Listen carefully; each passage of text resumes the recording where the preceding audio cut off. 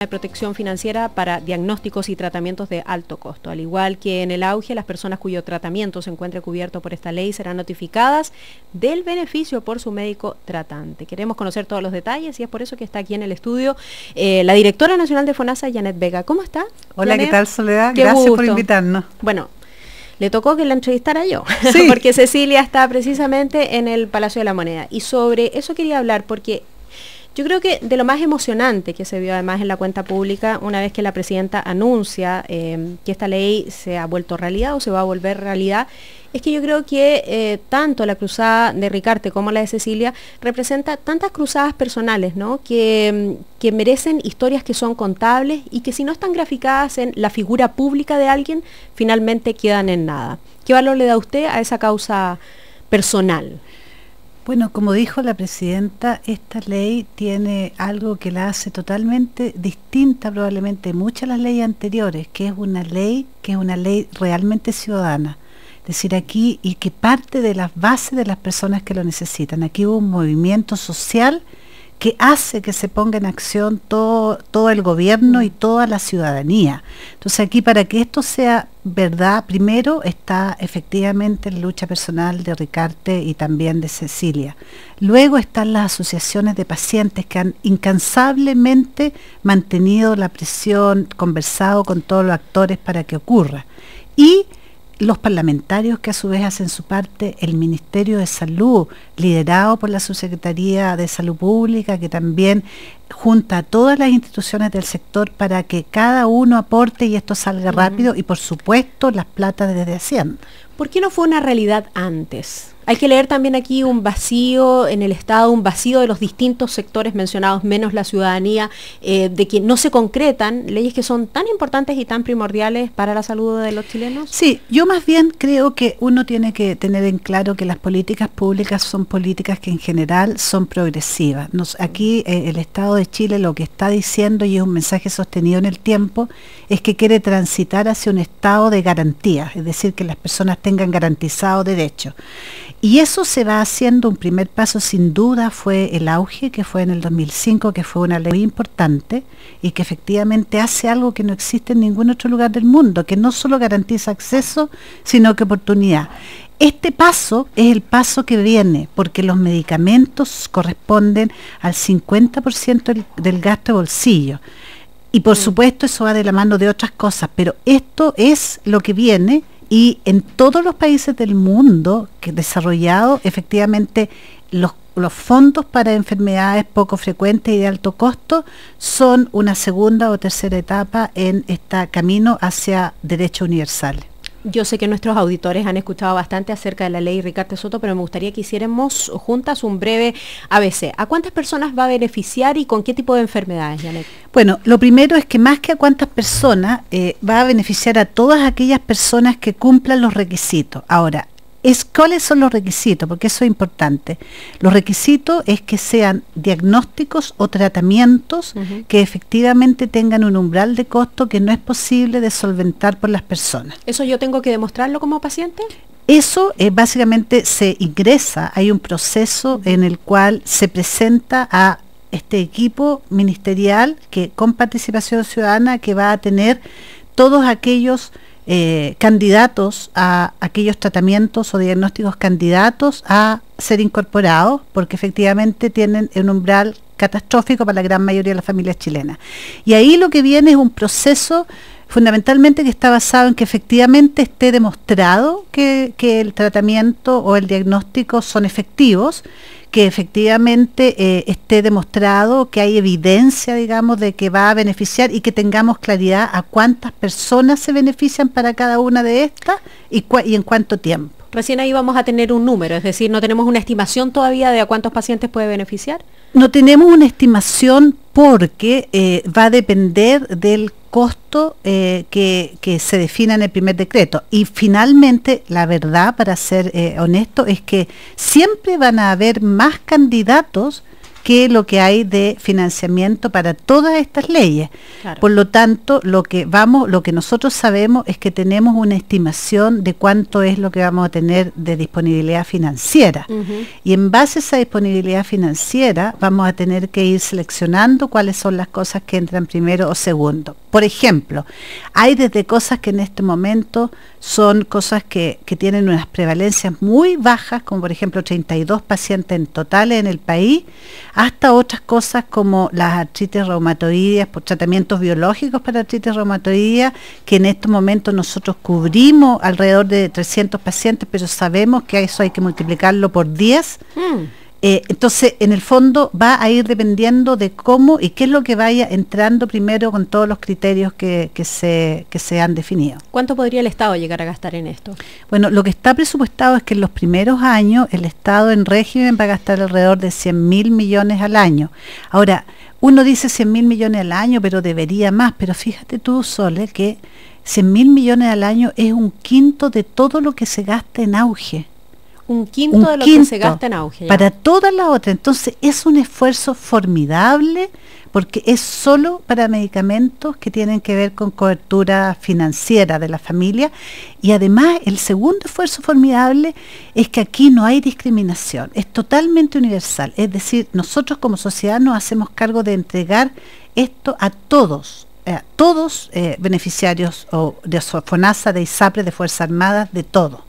Era lo que te iba a comentar, estamos conversando con la directora nacional de FONASA, Janet Vega. Janet, da lo mismo, si yo tengo ISAPRE o si estoy en el sistema público, no va a haber un inconveniente con eso. No va a haber un inconveniente, porque lo que se cubre, vuelvo a decir, es el diagnóstico o el tratamiento.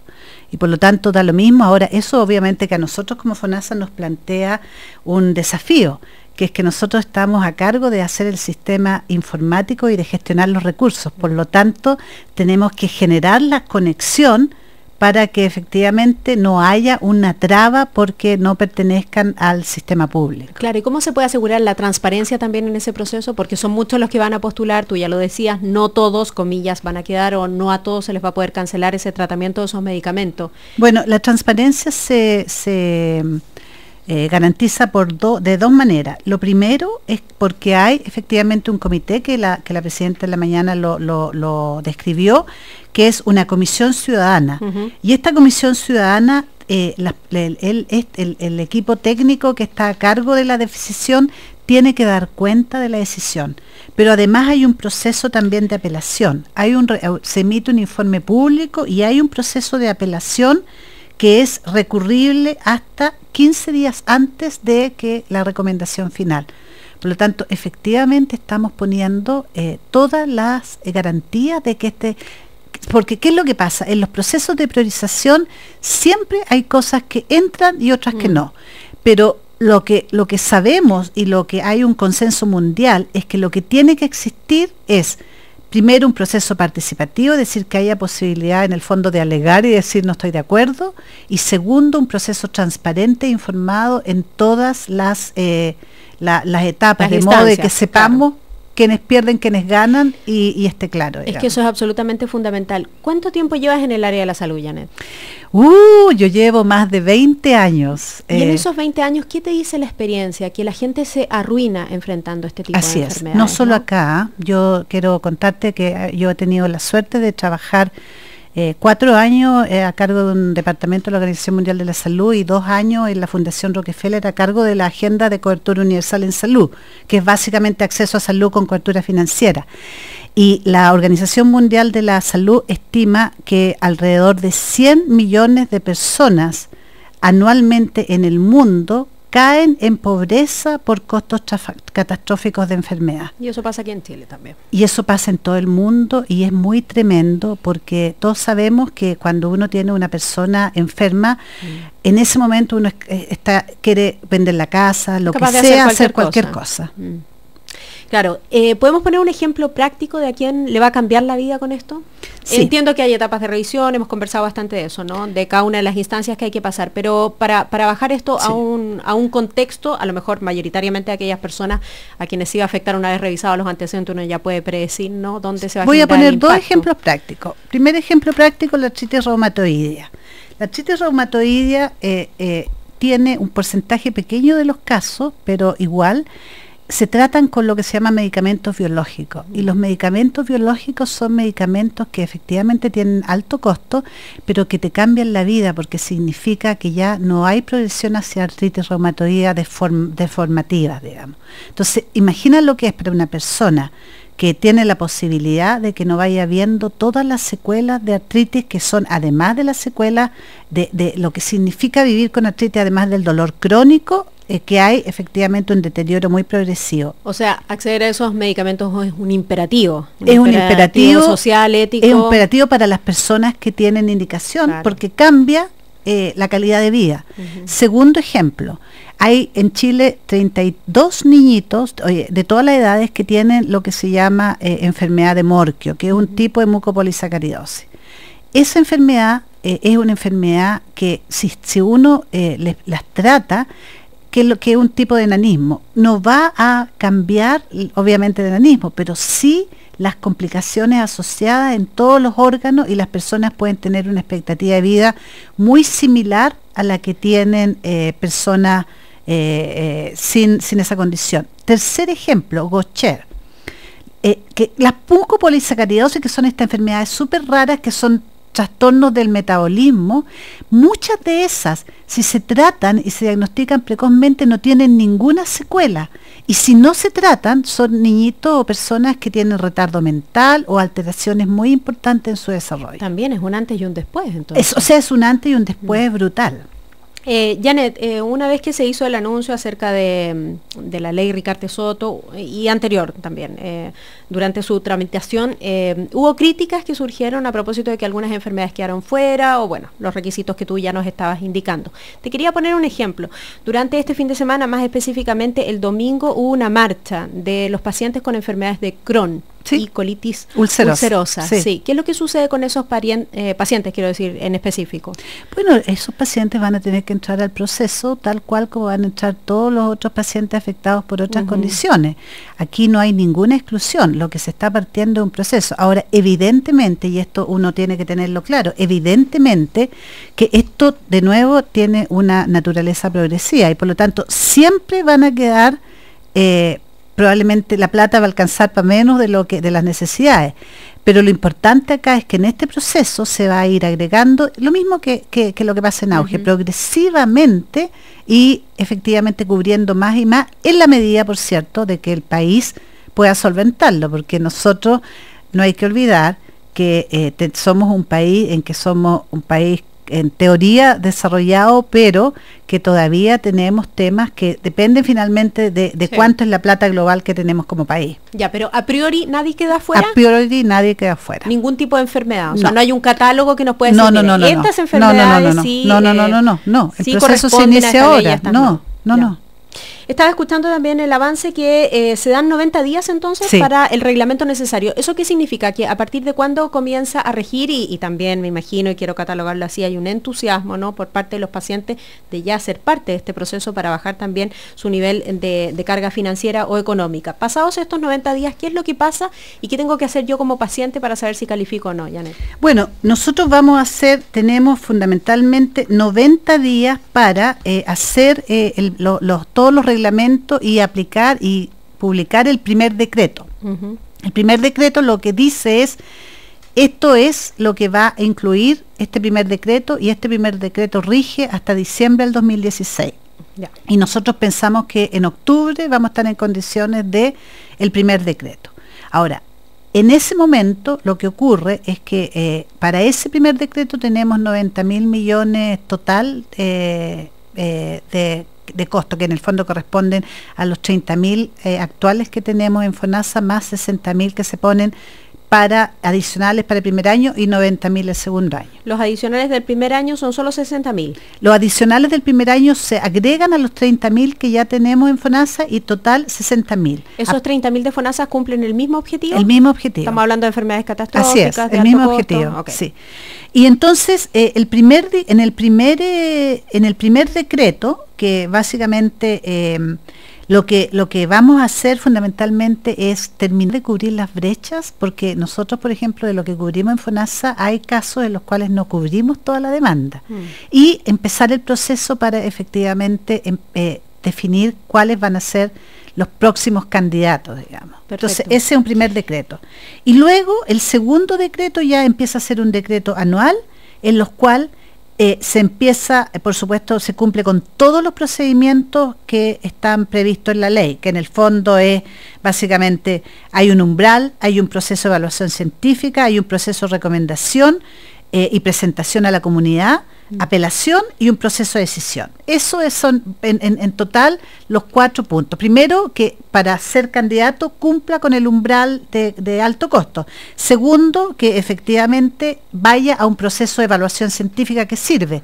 Y tercero, que vaya a un proceso de conversación con la comunidad para que nos pongamos de acuerdo si esos son realmente los que tienen además una priorización social, y a partir de ahí se hace el proceso de decisión. ¿Cuánto tiempo estimas toma todo este proceso? Bueno, nosotros creemos que este proceso no va a ser un proceso que tome pocos meses, porque obviamente si tú te fijas que vamos a estar actualizando el decreto año a año, no puede ser un proceso, va a ser un proceso que probablemente el primero nos va a tomar un poquito más de tiempo, pero que de ahí, en la medida en que las evidencias se vayan presentando y se presente ya todo como el paquete, debería ser bastante rápido. Los plazos que son primordiales son aquellos de discusión con la comunidad y de apelación.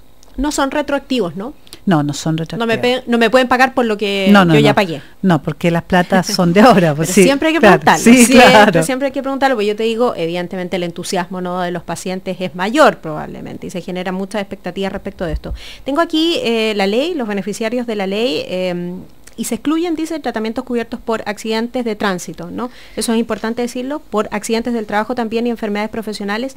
Y aparece esto del KEC y SAPRE, que es la cobertura adicional de enfermedades catastróficas. ¿Qué significa eso en la práctica? Lo que pasa es que las ISAPRE, si tú sabes, hay un complementario que te cobran que tiene que ver con seguros catastróficos. Claro, en el caso de que usted, no sé. Claro, pero ese seguro catastrófico en general tiene que ver, claro, con temas específicos de enfermedad. Tiene una lógica distinta, o con enfermedades o con accidentes, digamos, con cosas catastróficas que tiene estrictamente un umbral financiero, es decir, no hay otras, es un seguro clásico, es como un deducible, o sea, en el fondo tú pasaste tal costo de lo que tú tengas y empieza a operar tu seguro catastrófico. Conceptualmente es distinto, no hay un foco específicamente en alto costo, tratamiento, diagnóstico, sino que lo que hay es una mirada de seguro en el cual tú pasaste un umbral y entra tu deducible. Pasaste un monto. Claro. Y ahí entra el deducible.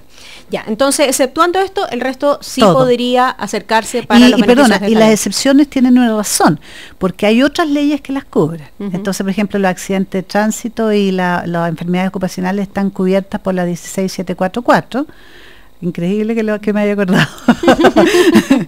Pero, y hablabas de 20 años en el sector. Sí, y todavía no llega mucho el Alzheimer. Bueno, entonces, por esa razón están excluidas, porque ya hay una protección específica.